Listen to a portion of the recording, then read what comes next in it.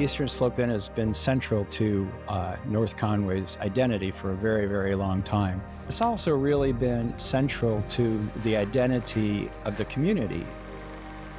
The community was very much a focus, which is not really true of a lot of the hotels or guest houses and things that you think of today that are on the strip here. It definitely was fancy for the valley, very fancy, but also very welcoming, very nice. The whole town was so alive, and this was a core of the town.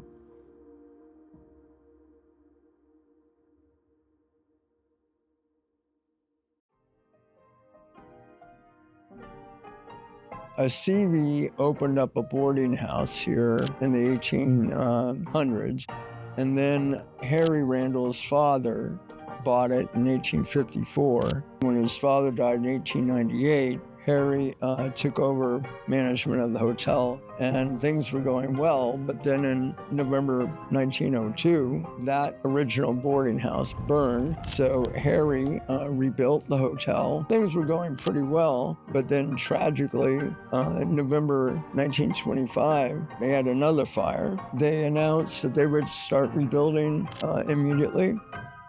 And in July 1926, which is why we're honoring the 100 years now, they opened it, and the architect, I'm told, was inspired by Mount Vernon, and I was surprised. I always say it's like the White House of North Conway. North Conway had been a tourist attraction for, 75 years before that. It became popular through the artists who were coming up to paint in the valley. Hotels, lodging houses sprung up to accommodate them. Another thing that's interesting about the Eastern Slope Inn is its relationship to winter skiing. And it really is central to the whole history of winter skiing here in North Conway and totally New Hampshire. And that's tied mostly to Harvey Dow Gibson. When Harvey Gibson purchased the Randall House Inn, which he renamed the Eastern Slope Inn, his vision was to put together a complete ski resort, and the snow train fares made it possible for middle-class, working-class people to hop on the train and come up north where there was snow.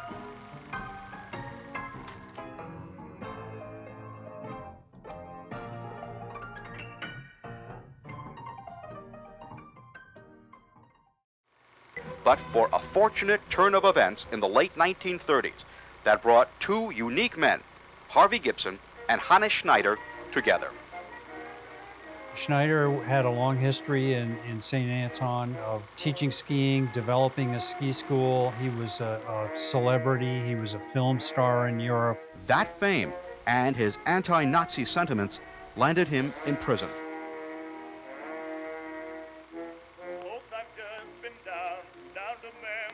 And it was really probably only through the activity of Harvey Gibson that Schneider could have been released and come to the United States. Hannes was the spark of the community.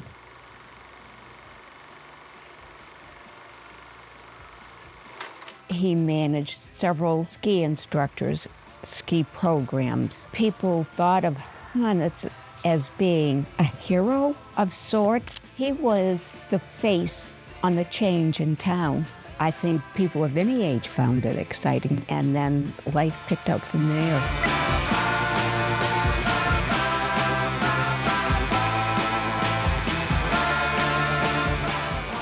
Whether people were staying at a lodge or in the inn itself, the Eastern Slope Inn was the center of the ski community when skiing hours were over.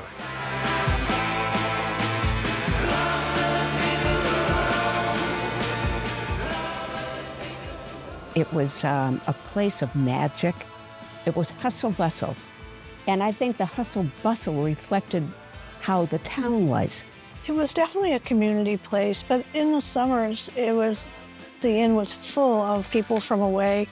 And then the Swiss orchestra would come to play, which they did often. So it was not only the main guests in the dining room, but it was local people, instructors, all coming to the opera ski. There'd be this wonderful dance, dinner, everything. I do remember the fashion shows. They were huge events, so much fun. So that was exciting to see, there are people other than us to come and love the inn.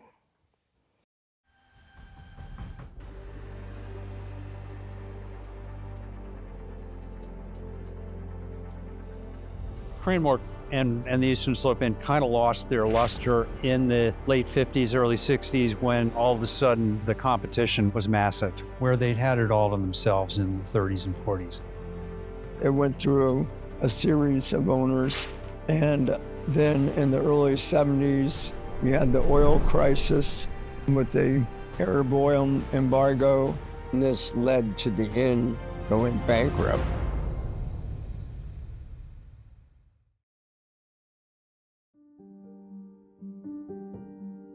They shut down the place, and that caused a lot of damage. For example, all the water pipes froze, all the heating systems were destroyed, and there was a notice in the paper that there was going to be an auction over here. This would have been 1976. I called the owner of Eastern Mountain Sports, and he came up with his partner and got a check from the local bank so they could bid, and Eastern Mountain Sports was able to buy it cheap, $530,000. Yeah, they were the only bidder, by the way.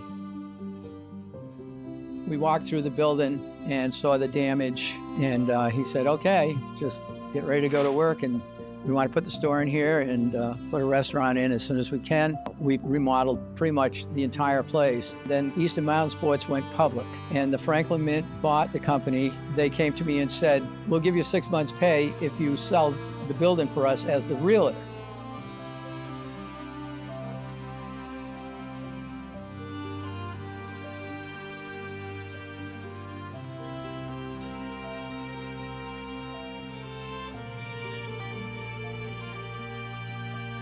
My name is Bob Kantak, and I've been a longtime business associate of Joe Berry. Well, he saw this as the focal point, the centerpiece of the village, and he just saw that as a wonderful opportunity to bring this property back. So various people came here to look at the building, to purchase it. Joe came in, and Joe and I wandered around the building. He was well known in the town here as a person in real estate. The current owners were an outside partnership that just did not see the opportunity at all, but he was here locally. He had skiing in his blood. But they sat down and they made the deal, and Joe bought the property.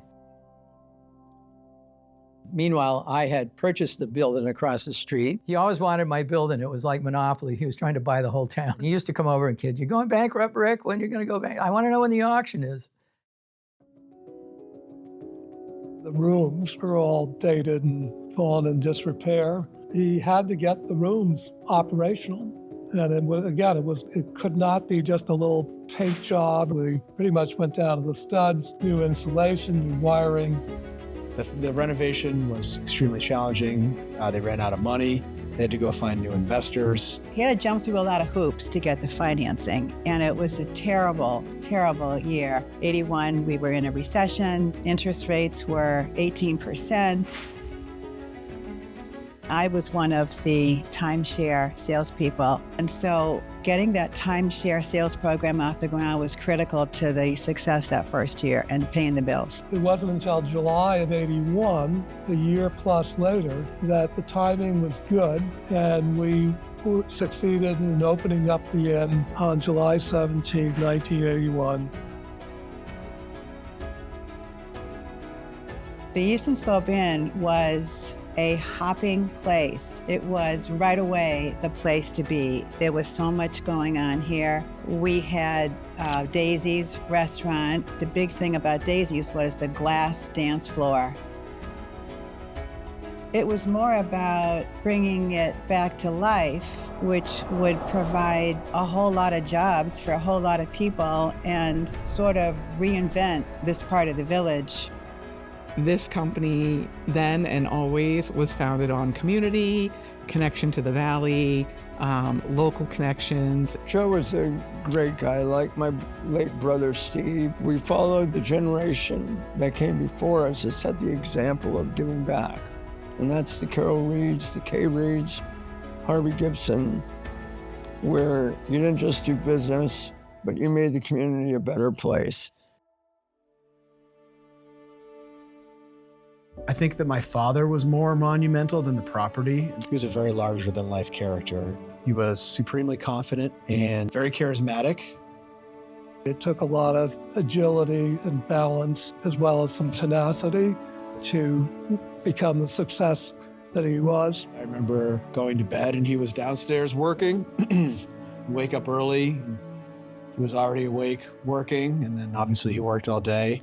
He did an outstanding job demonstrating the importance of being friendly to everybody, regardless of their background or position at the company.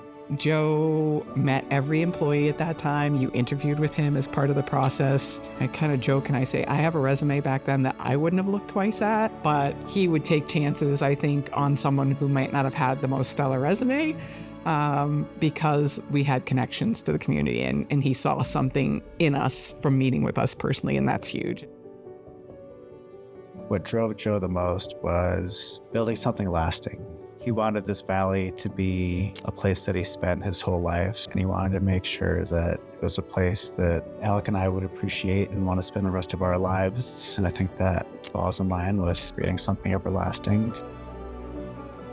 Having Joe as a father and as a founder of the company wasn't really something I had trouble with going back and forth on, I guess, as a kid, because he really was a great father. He was always teaching us how to be more efficient with work and life. It defined who he was. That was, a good example of that is he didn't really ever retire. He worked up until he could, and when he couldn't really work, he still came to the office and sat at his desk. That was just who he was.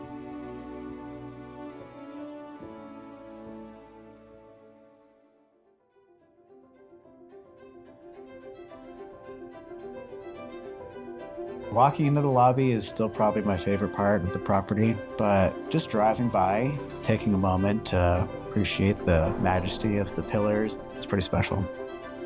We see so many of the same families over and over again every year. They've seen me get married and have children, and my kids graduate college, and I've seen the same things from their family. That's been a super rewarding thing. I've loved that part of my career here. The future of the inn is in the hands of Alec and Ace Tarberry and the staff and all the people that work here.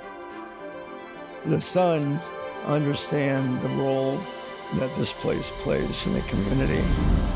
It's about the whole village of North Conway, and that's their goal, is to make the inn better by making the village better.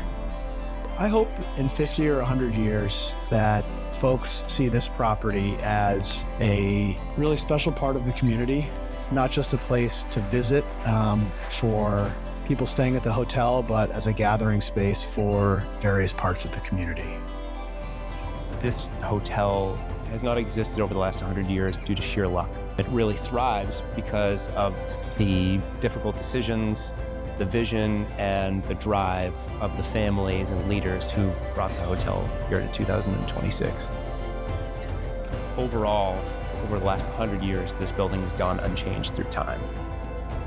I thought this was an important story to tell both to locals and to visitors that not everything has to change.